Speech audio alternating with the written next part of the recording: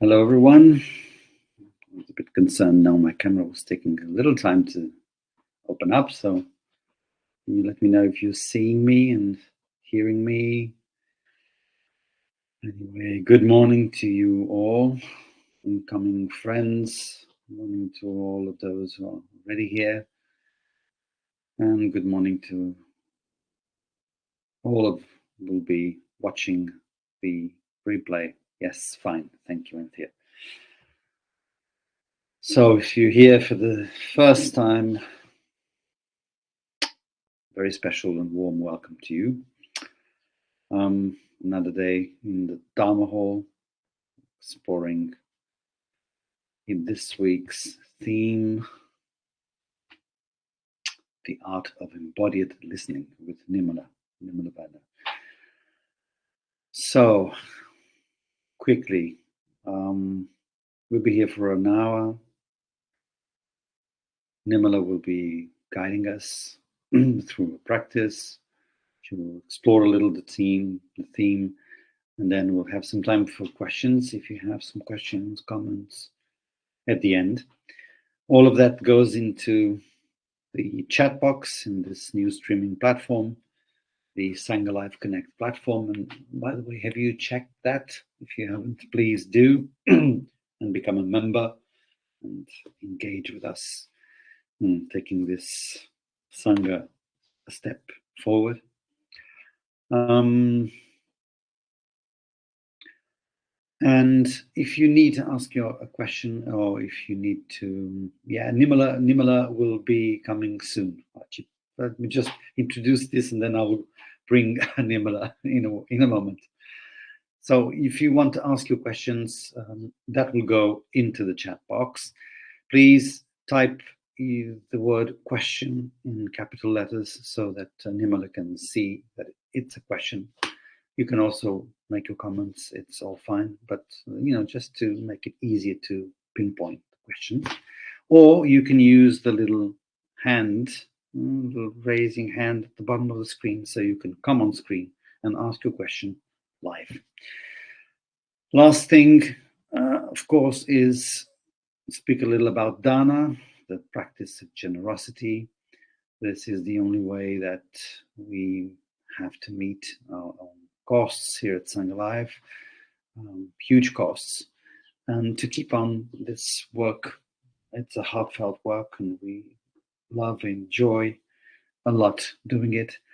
We love to see you all, and I know that this brings a lot of benefit. Otherwise, we wouldn't be so many. But we need to ask your generosity, your donations, so we can keep on doing this. So if you can, whether it's larger or small, sorry, there's the link, because we don't have a dana button in this streaming platform, but there's a dana link at the top of the chat, and I will post it again by the end. Okay, and if you can't donate anything, just donate your presence and your time, and that is good enough for all of us. So that'll be all. Thank you for your presence. Enjoy the session, and I'll leave the space for Nirmala. Thanks for sharing that, Grace.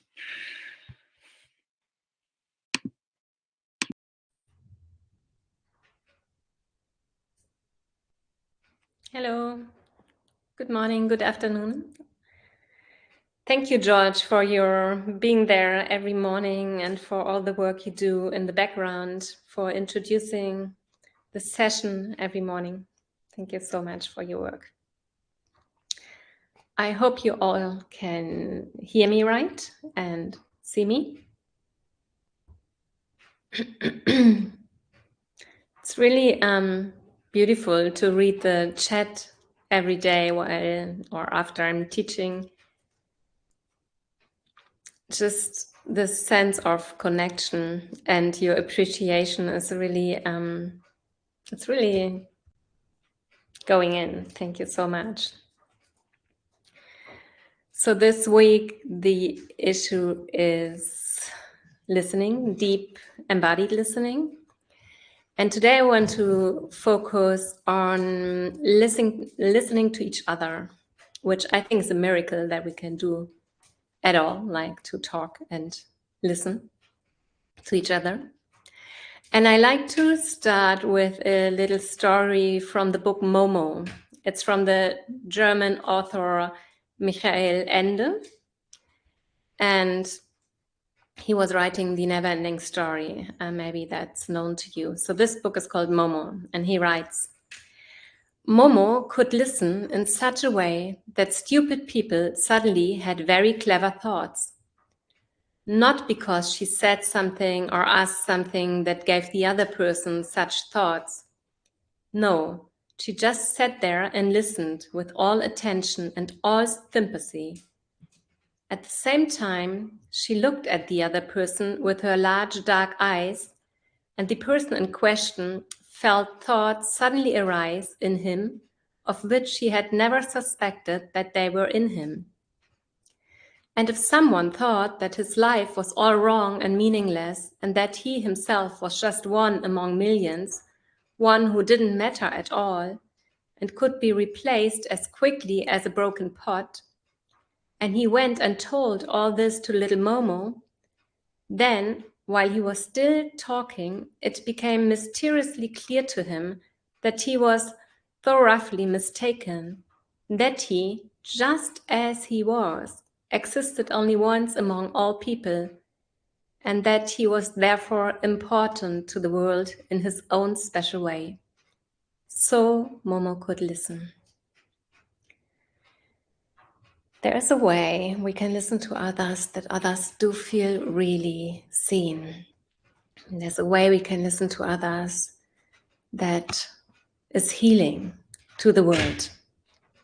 I like to read something from Marshall Rosenberg, who invented the way of nonviolent communication. Well, he said actually he was here in the community where I live many times, because where I live is, I think, it's the biggest center for nonviolent communication and mediation in Germany. And my teacher here, who's a Zen monk, he is the leader of this NVC mediation community.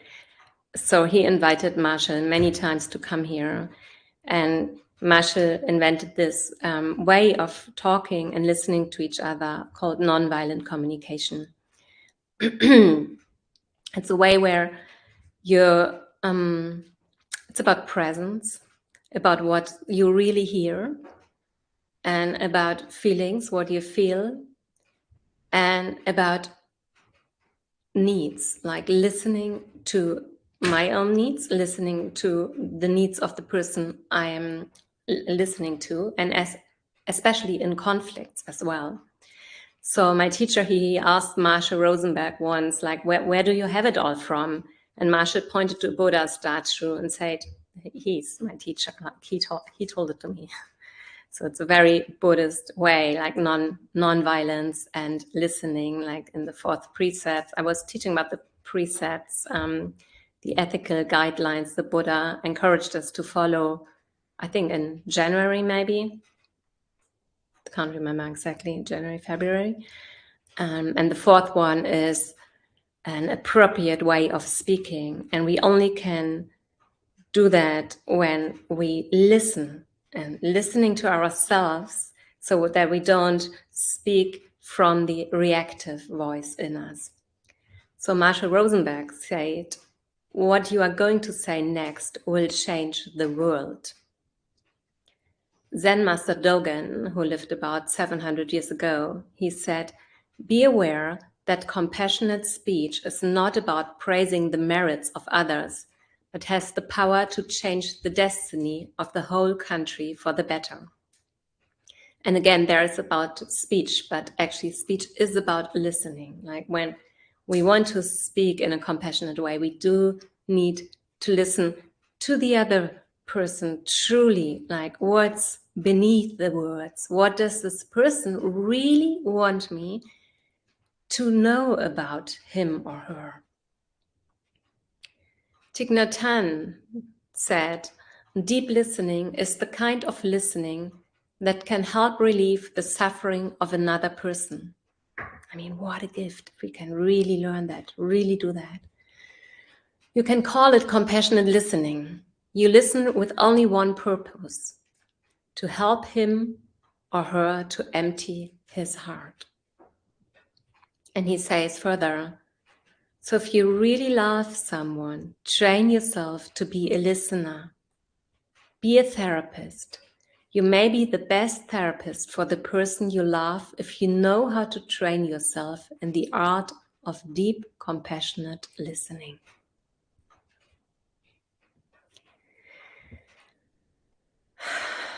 When it comes to listening to another person, it can be really difficult, especially when we are triggered and because we are so used to put ourselves first. It's all about me a lot of the time.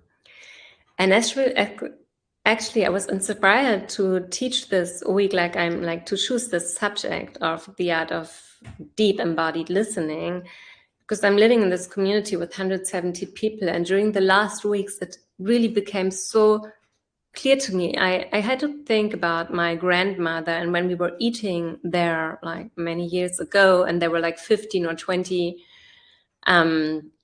people around the table, and one person would actually share something and all others would listen. Nowadays, when, at least where I live, we meet with lots of persons, may they be trained in nonviolent communication or not, it's a lot about talking. And I mean, how many people do you know who really are good listeners? And just reflect for a moment about the qualities of a good listener. Maybe presence, and there may be curiosity and kindness and non-judging and space and relaxation. Whatever comes up for you. And maybe you don't find so many people you know who are really good listeners. Especially in this time when we can always find outer reason why we are not feeling good, but when it comes to the climate situation, to wars, to inflation, to the consequences for kids and teenagers of having to live in isolation for a period which was much too long for them, the COVID period. It increases fear and anxiety in people, and as fear and anxiety increases, we try to find outer reasons where our pain is coming from, and we blame other people. So this compassionate way to communicate and to listen is about listening deeply to the needs of another person. Our existential needs that express our Buddha nature. There's life energy stored in them. Life energy and aliveness which expresses itself through the needs. And often when we argue, we are not aware of the needs of the other person. We need to listen there. And I talked a lot about the embodied listening in the last 2 days, that it really needs to be a presence, a rootedness in the body. Get yourself an anchor. It's really helpful because it can be so difficult to listen. Our mind is just going somewhere else all the time. We don't want to be there where we are. We want maybe something certain to be heard. We want the other person to say something nice about us or something certain we want to hear, and it's not happening. We get impatient. Get yourself an anchor. Make the commitment. I really want to stay here. I'm doing this just for the purpose of listening. And the beautiful thing is that we all share the same needs. So connecting and sensing into the need of another person opens our heart. We can really understand. Marsha Rosenberg, he said, peace required something far more difficult than revenge or simply turning the other cheek. It requires empathy with the fears and unmet needs that give people the impulse to attack one another. When they are aware of these feelings and needs, and this is where our practice brings us to, right? Being aware. of our feelings and needs. They lose their desire to strike back because they can recognize the human ignorance that leads to these attacks. Instead, they make it their goal to provide the empathic connection and knowledge that will enable them to transcend their violence and engage in cooperative relationships. And it's really, it makes it clear, I think, that it's not about personal development, becoming a good listener, or about my own process of healing. It's really about a radical social change if we change our way of listening, if we pause, if we stop. And it's not so easy. Like, the first thing is what our ears can hear, and then there is to listen to what our body, mind, heart says. And it's not only listen to words, it's also listening to body language, which we understand more easy if we are connected to our own body. So when we want to be a good listener, we need to understand what's going on for myself.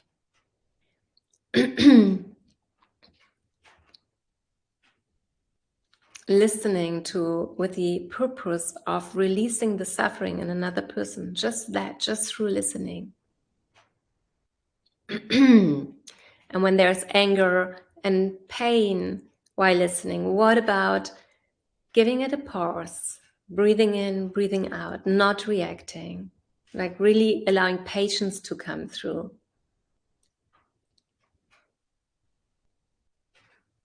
In the Tao, it said, do you have the patience to let the mud settle until the water is clear?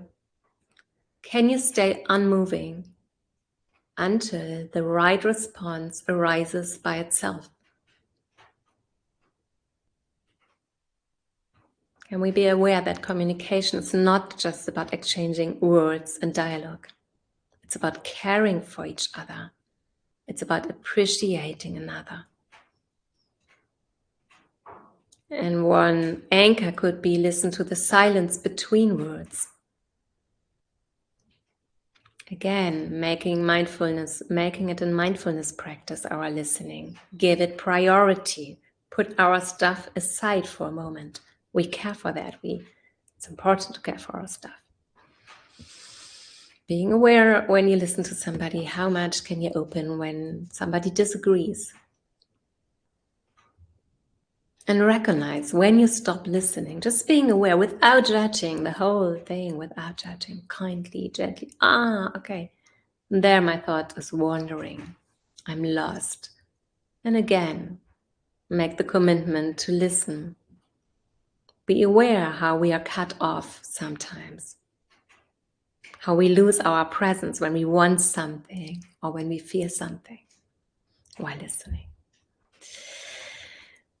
So I hope this is in any way beneficial and maybe entering your life and changing contact with the people you meet today. Connection. So I like to go with you into the meditation, and you can sit or lay down. And my suggestion for today would be to stand up. If you don't want that, that's absolutely fine. And we will be standing for about 10 minutes maybe. And you can't see maybe you can see my head if I do this. Wow. And so I find this meditation, when we encourage the body more to be there with our meditation, I find that great when things are getting really tight. So when you're listening, when things are getting really tight and really hard to stay with the listening, deep breath and some gentle movement, like movement changes something in the body. So the invitation is to start with shaking your body. Absolutely fine if you just want to sit and do your own silent practice. You can also even unmute yourself. And allow the breath to flow freely through the body. And it's not about shaking anything away. It's really about shaking with the tiredness, which might be there. Shaking with doubt. Shaking with your back pain, with your headache. And if shaking is not fine, you can just really invite really slow movement. But what about exploring what does it do to your body when you move? Like it can be really, really subtle and inward, the movement. And it can be the shaking, and it can be much stronger shaking, what I'm doing here. So you can use your voice if you want. I think it's really powerful to use your voice. Side, moving your mouth. It's really releasing tension from the mouth and allowing different energy than the one which is there on the surface to come through, which can be helpful in the process of listening. So move your jaw, move your mouth, make funny paces maybe.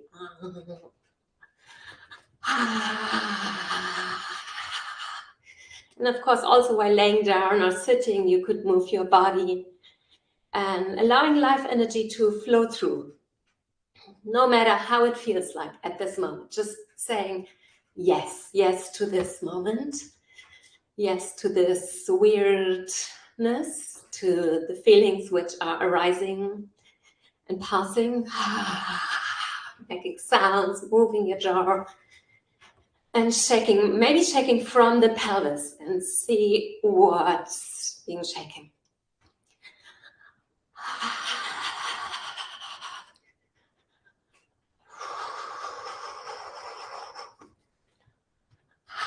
Shaking with your fear, shaking with your joy, with your excitement, having it all there, not pushing anything away.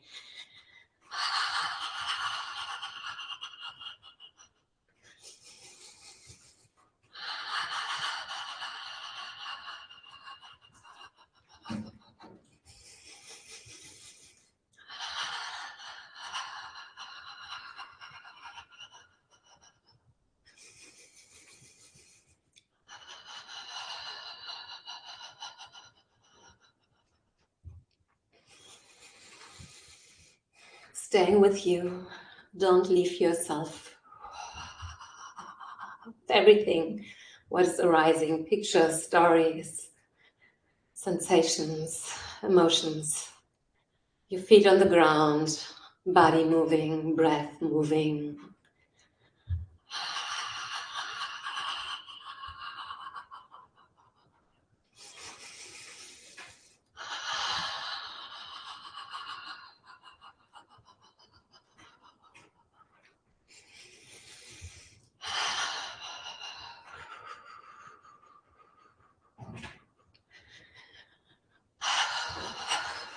Maybe a bit more stronger for the last moments of moving and shaking.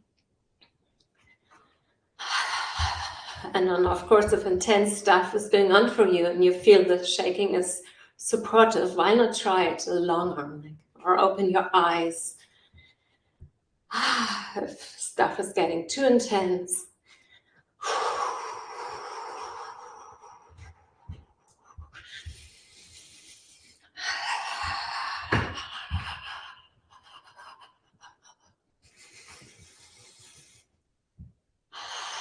allowing breath to move freely, allowing life to move freely, just how it is presenting for you at this very moment.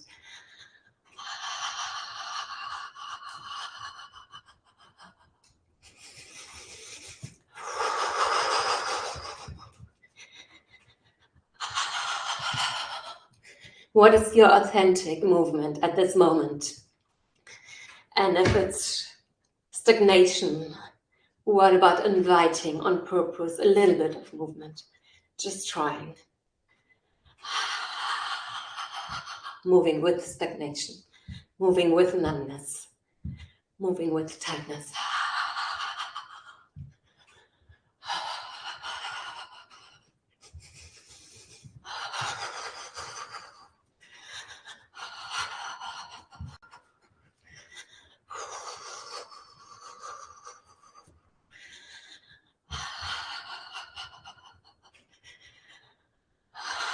Okay, and then allowing the movement to become a bit more soft and slow without stopping immediately.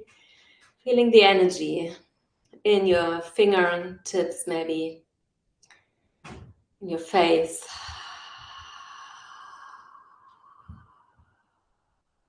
No need to look at the screen, really just follow your own tiny movement, which is still moving through your body. There's no right, no wrong. Just this energy you're with, the presence you're with at this very moment.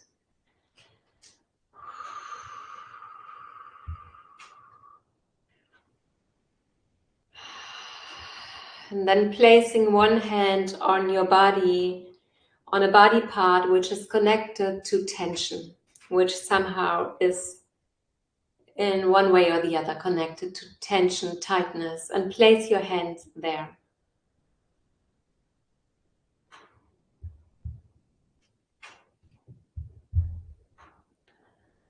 And you can allow the movement to be very small, very gently in the body. And maybe placing even two hands now on this area of your body which is connected to tension. May it be any area. Having both hands there, becoming still.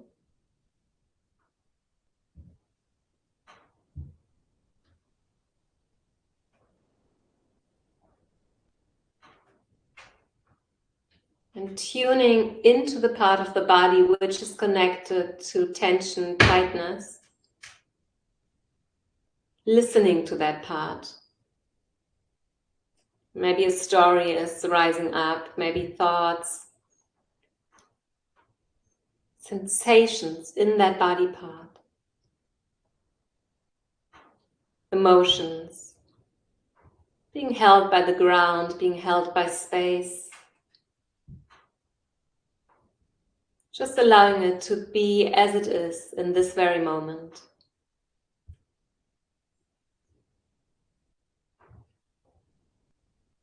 Breathing in this body part which is connected to tension.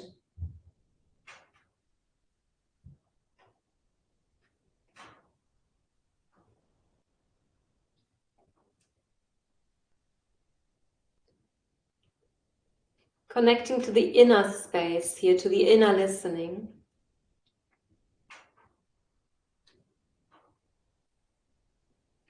Listening to the sensations in the body part, to the aliveness, the energy movement.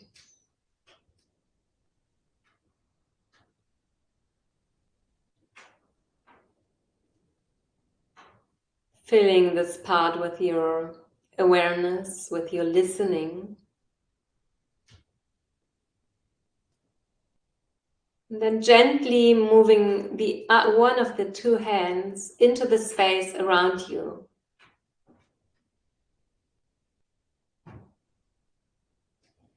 Just move it in any way. There's no right, no wrong. Just exploring the outer space with the inner space. So there's listening in the area of tension, and there is listening with one hand into the space around you. And listening with the whole body and with the ears into the space around your body.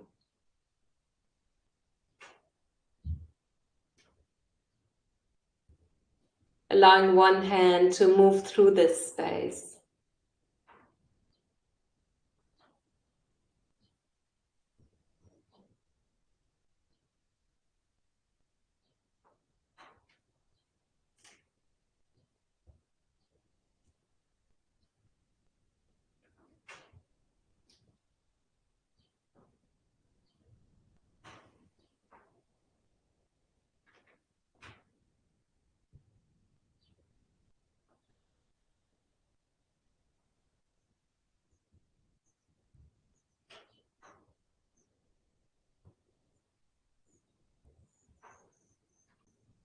Staying present, being there.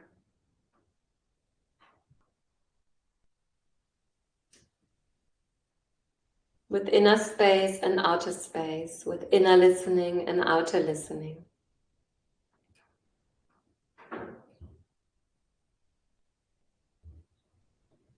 And taking the other hand as well to explore the space around you, bringing two hands into the space around your body,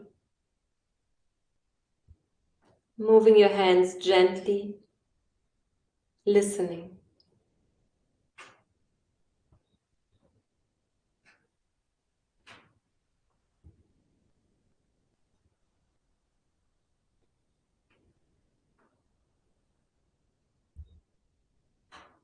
And you can keep practicing like that if you feel if it's beneficial for you, or you sit on your cushion, you lay down slowly, gently.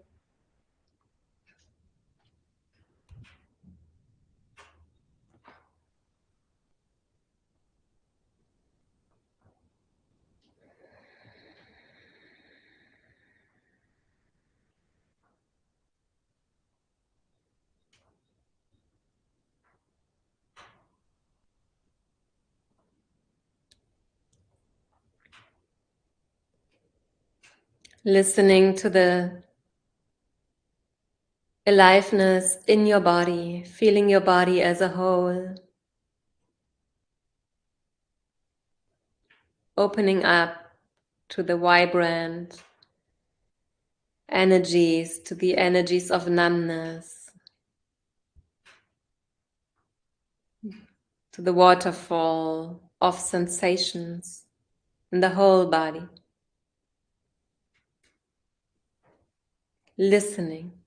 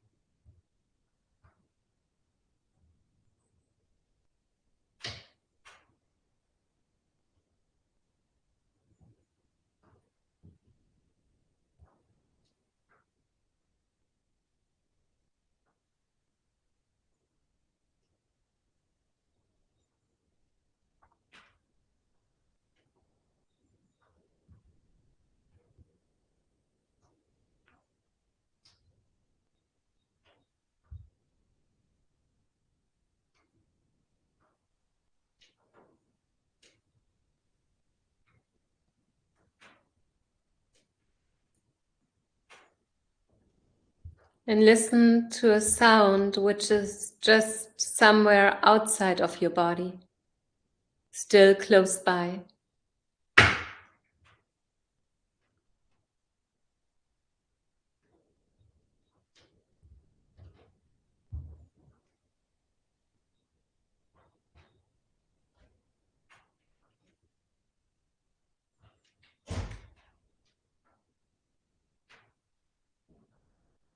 Just listening, opening up to listening. Listening with the whole body.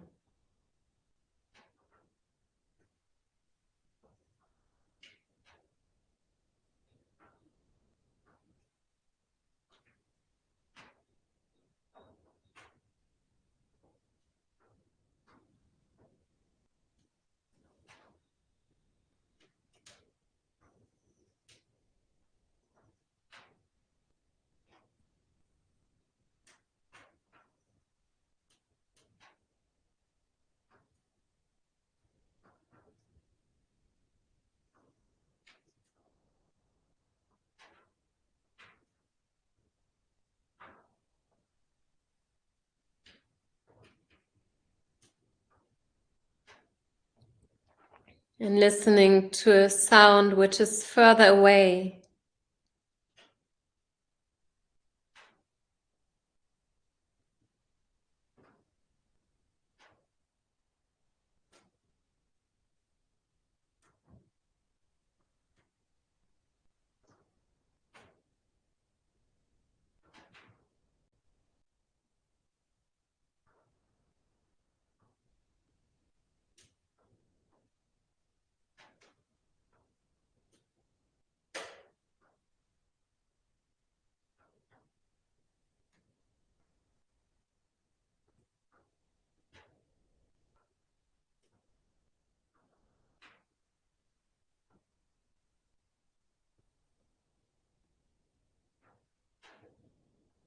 and listening to a sound which is very far away while it's still feeling the whole body.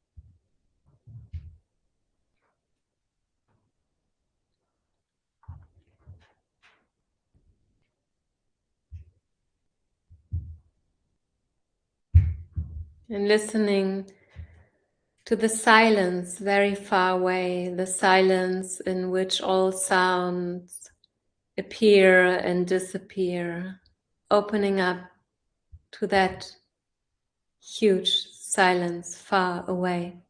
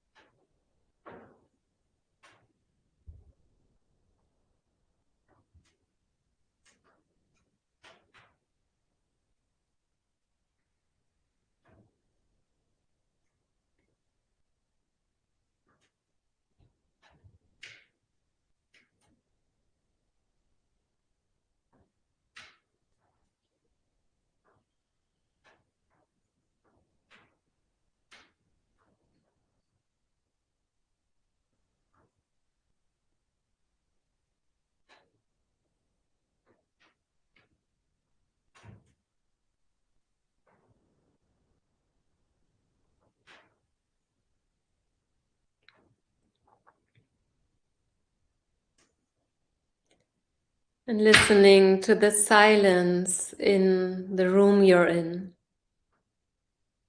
where sounds are appearing and disappearing.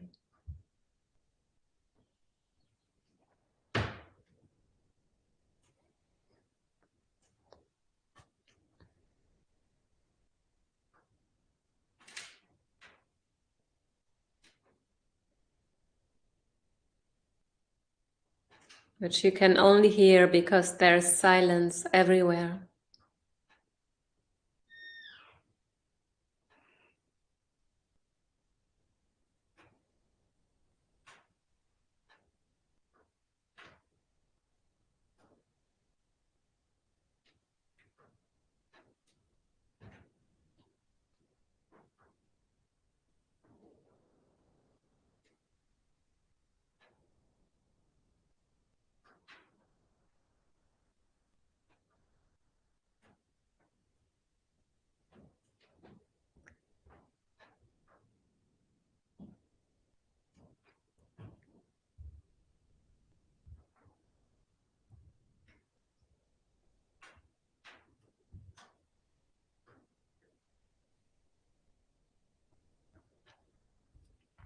Listening to the silence which is around your body, as if you are resting in a cloud out of silence.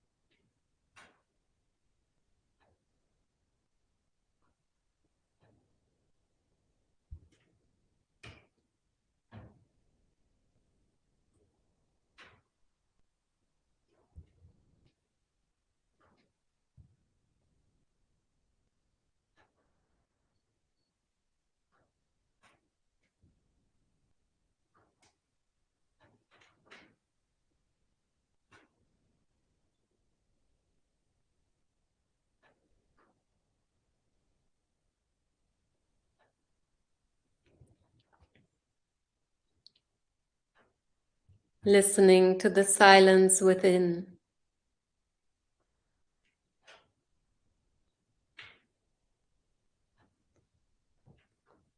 in which sensation arise, disappear, thoughts, life energy.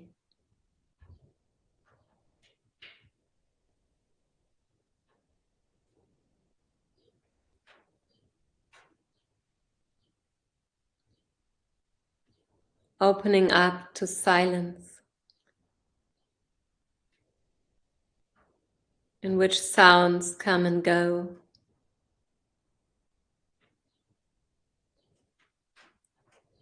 allowing the edges of your body to melt, to open, to widen.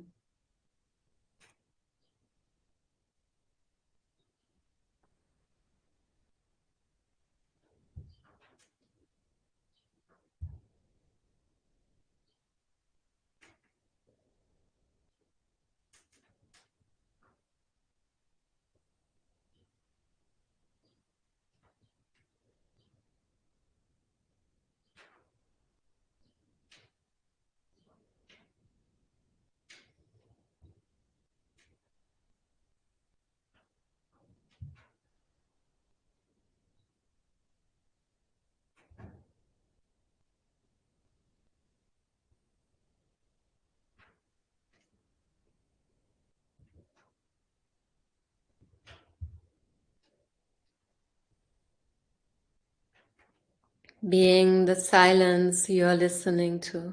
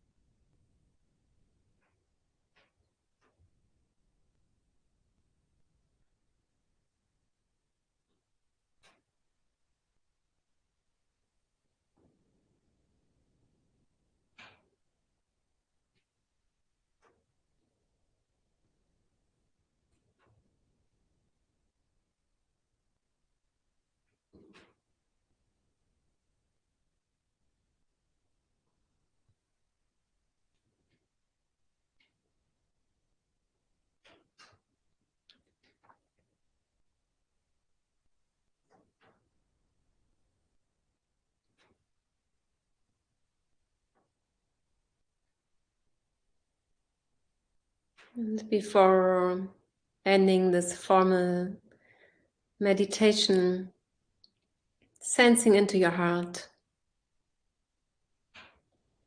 sensing for a wish to bring out there to the people you listen to.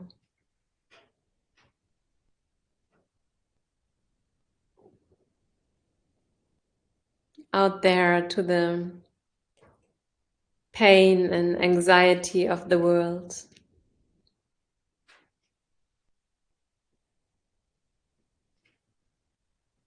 Out there to all living beings and beings in different realms. May all beings feel safe and protected. May all beings feel worthy just as they are. May all beings listen to their deepest longings.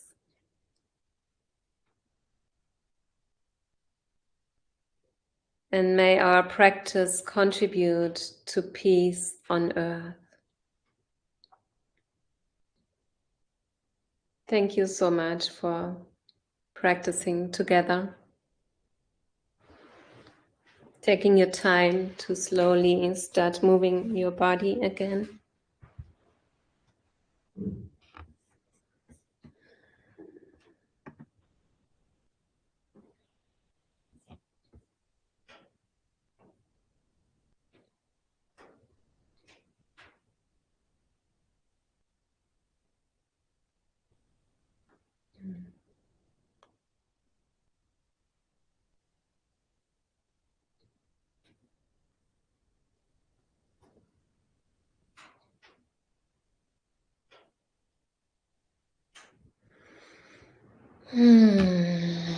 Yeah, listen to your body, what it needs now.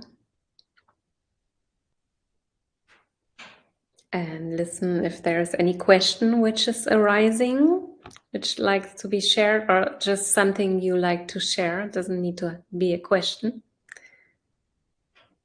It would be also very nice to be with somebody on screen here together. If you want to explore something. And there's a comment from Jane. Thank you, Jane, for that. Listening when anger or deep despair is being shared, I listen with a loving unconcern, staying with attention for the person and being unconcerned with what they are expressing, and that I do not need to rescue them. Yes. Thank you very much for sharing that. Yeah.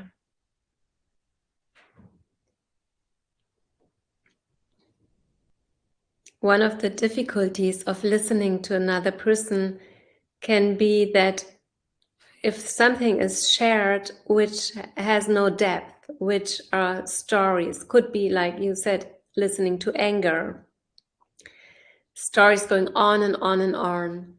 And then we can listen to the person as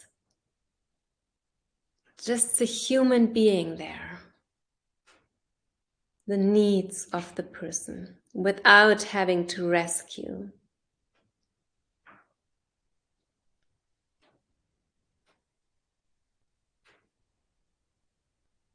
Yeah, that comes like Caroline is also sharing that comes up often in this topic, like the feeling the urge to rescue somebody.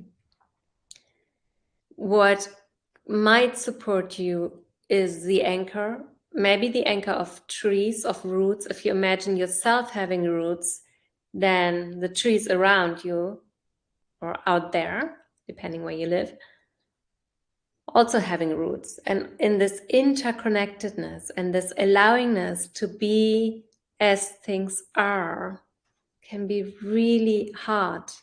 And still there's a way. Even with the trees, they're not only protecting themselves and being friendly with each other, that has been over the last 10 years, the new research that how trees are protecting them, each other and helping each other, but also there are aggressive parts in them where they're not protecting, where they're doing the opposite, where they're eating up each other. Fungus, which is growing, which is aggressive. And it's part of life. It's part of life. Pain is part of life.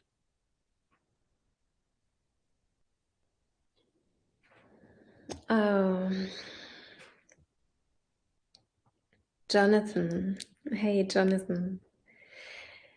Thank you for your teachings. I have a question about codependency and listening. Happy to come in camera. Yeah, I don't know how to do that, to come on camera, but I think George can help with that. Yeah, because that would be good to hear more about that, actually.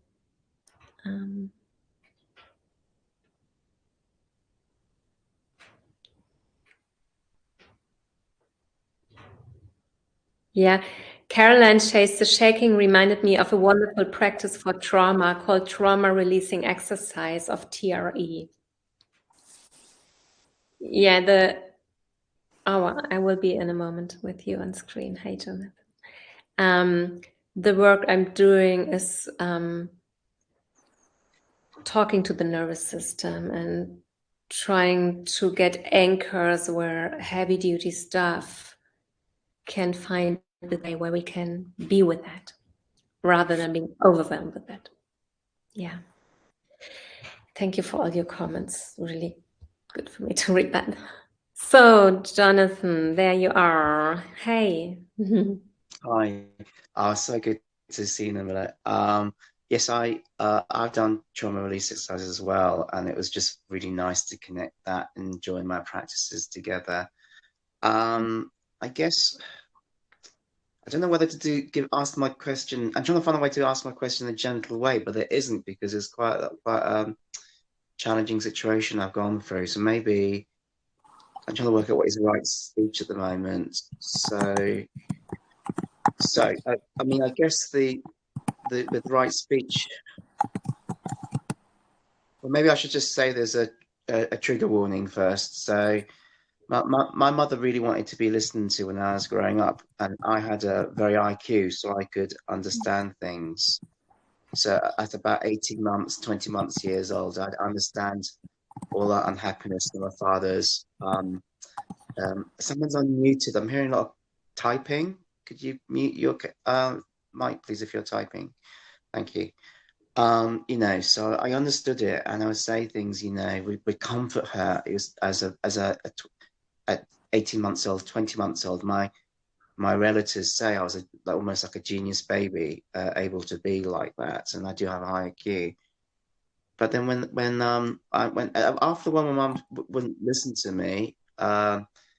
She would say really hateful things. So like she say, in the most gentle way I can think of, things like she taught me concepts like miscarriage, abortion, all those kind of things at 18 months old, and saying that you don't. I feel so regretful having you because you don't listen to me enough. Mm-hmm. What has led that to me today is like, how come through my Buddhist practice can I heal from, when listening has become such a trauma for me, and the codependency thing. I used to listen to people talk for hours and hours about their problems. Mm-hmm. And about 2 weeks ago, somebody talked for about nearly an hour and a half about her problems to me. And I tried to do listening with compassion, and I felt suicidal afterwards. I had to call the Samaritans, which is a mental health line in the UK. So I'm just wondering, I do agree with. What do you do about situations when the people that you're listening to are so almost there? I understand my mum's trauma, I understand my friend's trauma, but traumatizing me isn't acceptable either. I don't know if you or if there's any teachings of the Buddha that can address this kind of issue. Jonathan, thank you so much for sharing that all. It's such a gift if somebody is so honestly expressing and so vulnerable, showing up. Thank you so much for that. So there really comes, like what comes up for me is, wow, you need listening to yourself. It's not like take a distance from listening to others. Like take time to listen to yourself. Like just while you were expressing that all about your past when you were very, very young and what happened then to you, pausing there while you're talking, like maybe after the session you can take some time, maybe you just do it. Yeah, you have a hand there, like do it now. Wow, this is, and allowing grief as long as it's just showing up, and if it takes years and it comes back, it's not the only thing which is there. There's the blue sky, there is good food, there are other things which you can bring your attention to, and allowing the grief to be there and allowing anger to be there, and really giving yourself a hand, ask yourself, what do I need here? And maybe you need somebody to listen. And the first way is to listen to yourself again and again. What do I need here? And that sounds that you don't need to just open up to the whole world and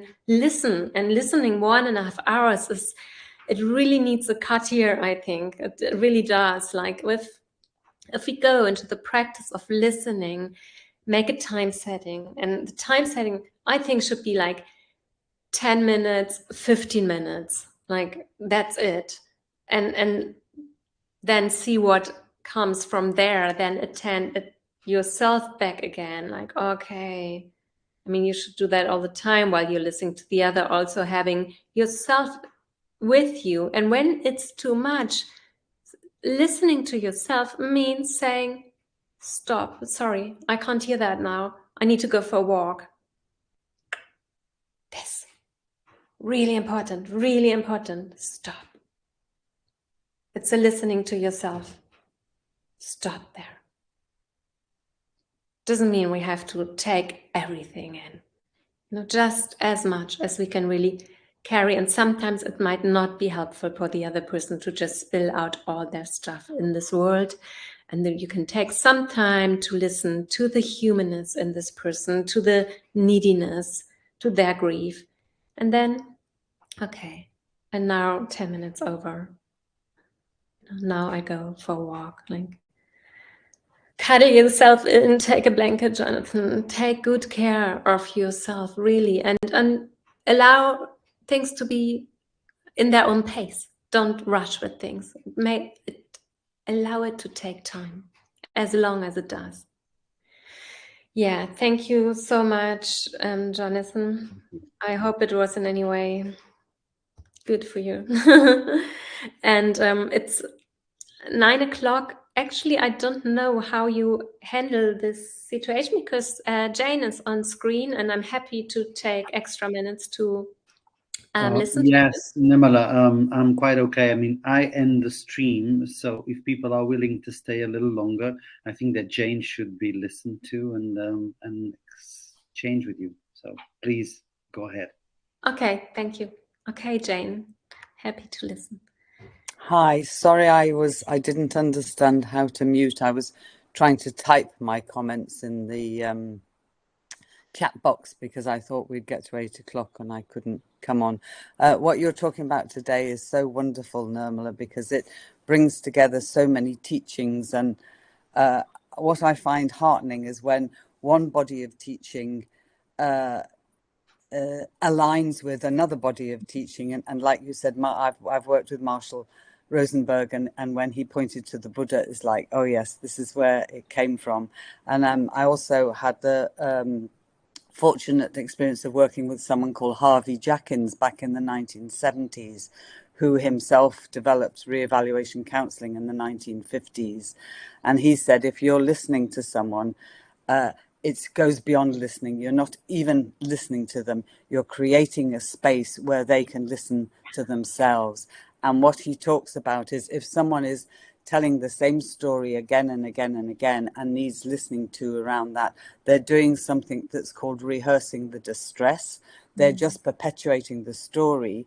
And somebody put something in the chat, what can I do when a person perpetually needs to be listening? And in reevaluation counselling, we ask them what's called an incisive question, and you can say something to somebody that just spins them off from having to repeat and repeat the same thing, and moves them into the place where they can actually really feel the feeling rather than just repeating the story, and then some emotion is released, and then they don't have to keep telling that story. Yeah, and asking, where do you feel that in the body, what you're addressing right now? That's another way of coming back into the body, coming back here now. Thank you so much, Jane. It's a really great contribution, what you're sharing. Exactly, yes, like when this comes to repetitive talking, pausing, making a pause there. Yeah, and asking questions, getting curious is a way of listening as well. Yeah. It's really great what you shared. Thank you. Yeah. Thank you so much. Thank you all so much. It's wonderful to be in this community here, to be in all this together with our good intentions. I hope you're having a good day. Bye. See you tomorrow.